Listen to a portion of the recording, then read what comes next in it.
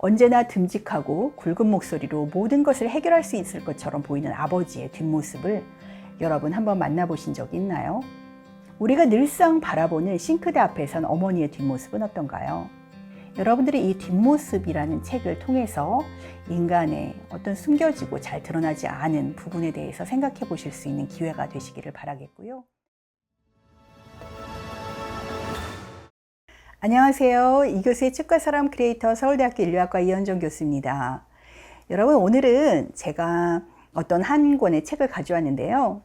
이 책은 제가 참 좋아하는 책이고요. 그리고 제 평생토록 참 여러 번 보게 되는 그런 책입니다. 여러 번 보게 되는 책인 만큼 어떤 면에서는 막 너무 두껍고 막 며칠 동안 끙끙거리면서 봐야 되는 책은 아니고요. 뭐라 그럴까, 침대 맡에서 볼 수도 있고 아니면은 식사를 마치고 잠깐 쉬면서 볼 수도 있는 그런 책이고요. 또 제가 생각할 때 가장 아름다운 책 중에 한 권입니다. 우리가 여러모로 가장 아름다운 책이 무엇일지 사람마다 조금 다르게 생각할 수 있을 것 같은데요. 저는 이 책을 항상 제가 좀 가깝게 뺄 수 있는 그런 책장에 두면서 마음이 좀 푸근해지고 싶을 때 이 책을 봅니다. 또 이 책은 생각을 참 많이 하게 하는 책이에요. 그러니까 이 책은 제가 평생토록 여러 번 보고 또 가장 아름답고 또 생각을 많이 하게 되는 책이라는 점에서 여러분께 꼭 추천을 드리고 싶습니다. 여러분, 인간에게 얼굴은 무엇일까요? 어째서 얼굴은 정면에 있는 것일까요? 얼굴로 표정을 짓고 또 감정을 드러내고 그리고 우리가 입으로 말을 하고 손짓과 발짓도 앞을 향해서 우리가 하게 되죠. 모든 것이 정면에 있습니다. 이처럼 정면은 어떤 면에서는 직접적인 소통인데요. 그렇다면 우리의 뒷면은 어떨까요? 우리는 정면도 거울을 통해서만 혹은 다른 사람의 시선을 통해서만 접할 수 있지만 우리의 뒷면은 더욱더 보기가 어렵습니다. 우리가 거울을 사용한다고 하더라도 한 개의 거울로만은 보기가 어렵고 두 개의 거울을 사용해야 뒷면을 볼 수 있죠. 그만큼 우리는 우리의 뒤에 대해서는 감출 수가 없기도 해요. 우리의 뒤는 우리가 꾸미기도 어렵고 그리고 어떤 면에서는 속이기도 어렵습니다. 우리의 뒷면은 바깥으로 드러나 있지만 가장 솔직하고 가장 진실되며 가장 적나라한 모습이기도 해요. 제가 오늘 가져온 책은 미셸 투르니에의 글과 에드와르 부바의 사진으로 이루어진 뒷모습이라는 책입니다. 여러분, 뒷모습 하면 무엇이 떠오르시나요? 언제나 듬직하고 굵은 목소리로 모든 것을 해결할 수 있을 것처럼 보이는 아버지의 뒷모습을 여러분 한번 만나보신 적이 있나요? 그 뒷모습이 쓸쓸해 보이거나 아니면은 어떤 피로함으로 가득한 모습처럼 보일 때가 있죠. 혹은 여러분, 우리가 늘상 바라보는 싱크대 앞에 선 어머니의 뒷모습은 어떤가요? 어쩌면 약간 구부정한 모습을 물끄러미 오랫동안 쳐다보신 적이 있을까요? 시장에서 쭈그려 앉아 채소를 고르는 할머니의 모습이라든지 또 엄마 등에 매달려 있는 아기의 모습이라든지 사실 우리는 많은 뒷모습 속에서 살아갑니다.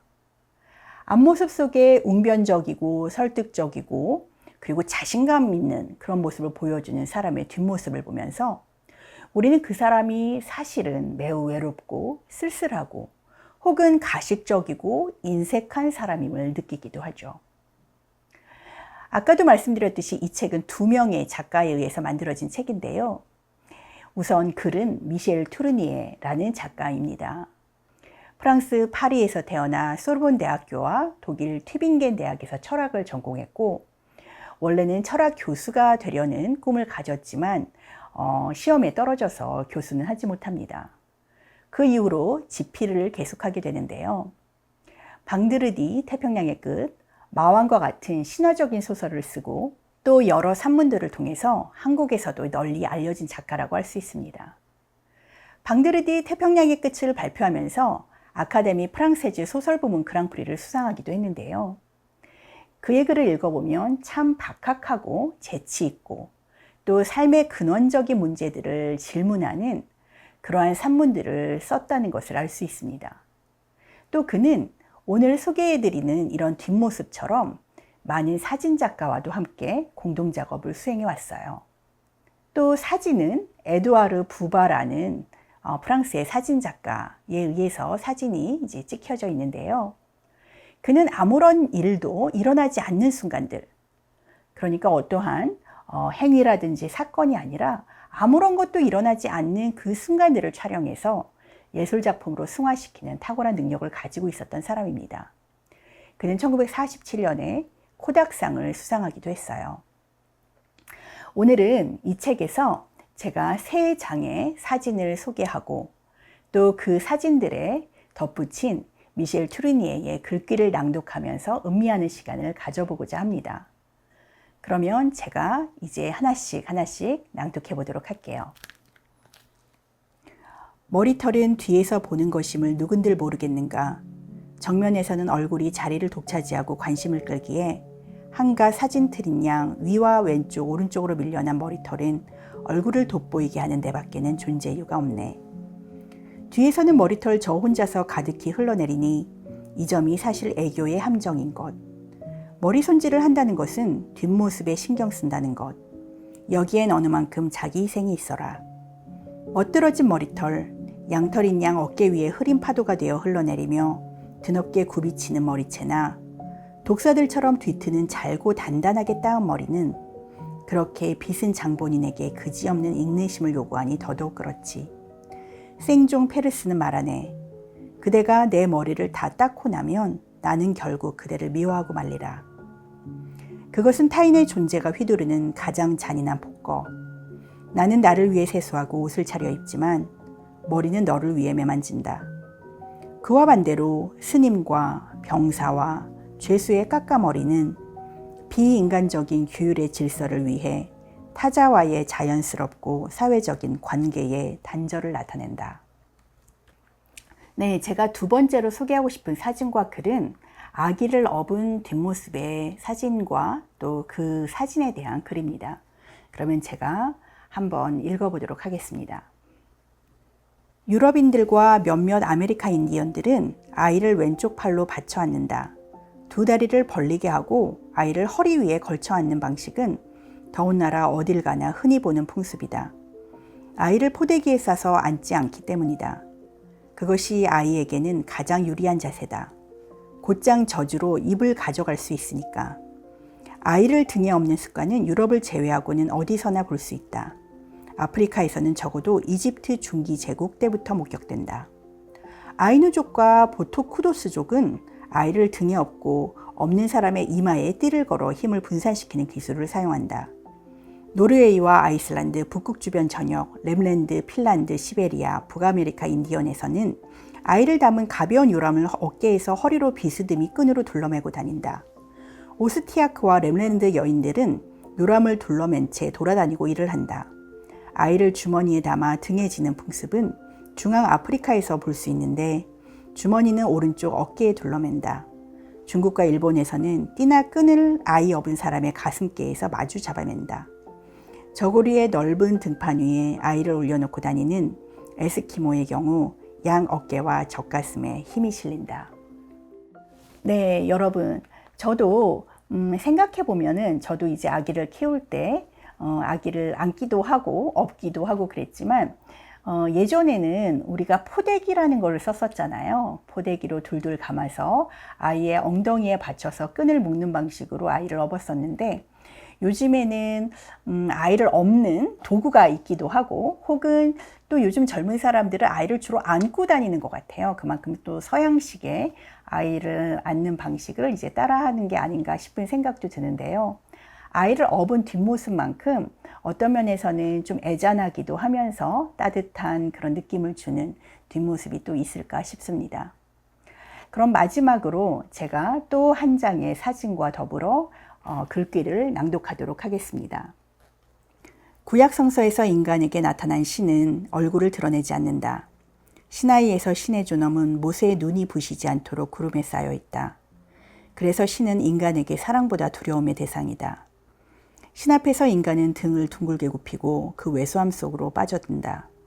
그리하면 인간은 신의 분노를 피하기 쉽다고 믿는다. 기독교의 혁명은 예배하는 자세와도 무관하지 않다. 두려움 대신 사랑이 자리한다.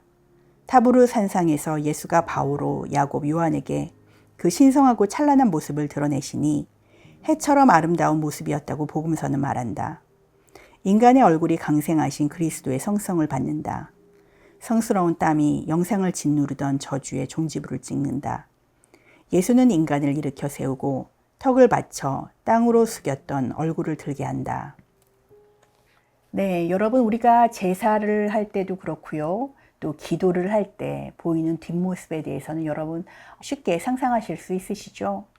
그 모습은 우리가 어떤 면에서는 많은 것들을 내려놓고 가장 낮은 자세로 우리를 낮추는 모습이기도 하고, 한편으로는 존경심을 표현하는 그러한 모습이기도 하지만, 또 다른 한편으로는 나의 어떠한 잘못이라든지 부족함을 고백하는 그러한 모습일 수도 있을 것 같습니다.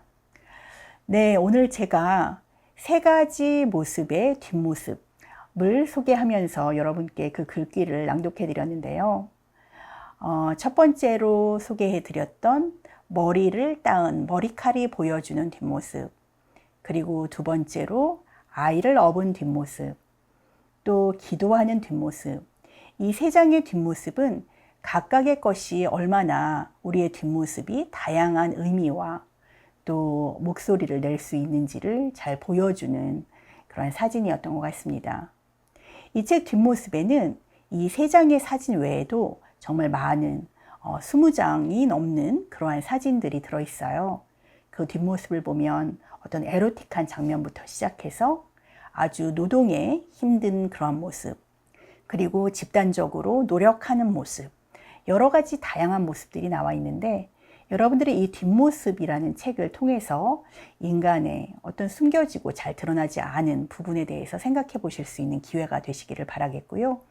한 권을 가지고 있으면서 틈틈이 사진과 함께 글귀를 감상해 보시는 것도 좋을 것 같습니다. 네, 오늘은 여기까지 하도록 하겠습니다. 여러분, 오늘 영상이 좋으셨다면 좋아요, 구독, 알림 설정 부탁드리겠고요. 저는 다음 시간에 또 좋은 영상을 가지고 여러분들을 만나 뵙도록 하겠습니다. 감사합니다.